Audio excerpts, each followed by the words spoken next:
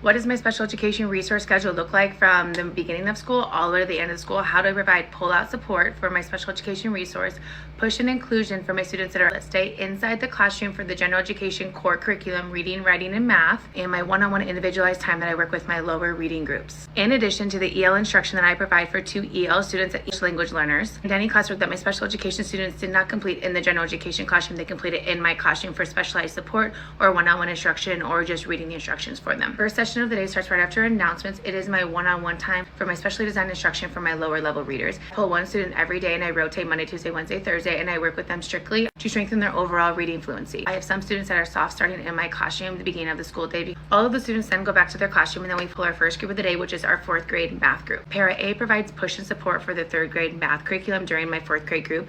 After those groups go back to the general education curriculum, I pull my 3rd graders for the multiplication fact family group. That rotates because half of 3rd grade is going to PE at that time. The other half is in the general education setting, so I rotate based on the PE day. Para B provides push and support during my ELA group. All grade levels go to recess for a 45-minute block, so that is my time to catch up on paperwork and prep for my next group that's coming in, which is the 3rd grade ELA and 3rd grade math block. Both of my grade levels go to lunch back to back, and my paras do duty, so that is my classroom reset and get ready for my afternoon session. 3 students that come into my classroom after lunch for 4th grade, and then I have a couple students after 3rd grade to kind of just reset before they go back to the general education setting. I have a couple students that come in my classroom and focus on reading their chapter books after lunch. So essentially every student is getting to work one-on-one with me, reading and fluency, decoding, spelling words, whatever I'm focusing on with them one-on-one, they are getting that with me, and then they're returning back. Para B pushes into the general education setting for science and social studies. This is when I do my EL program with my 2 students. I have a curriculum that I specifically work on with them. Once both paras return, that is when we do classwork. Anything they did not complete in the general education setting, whether that's due to pull-out services, related services, speech, OT, or even special education services,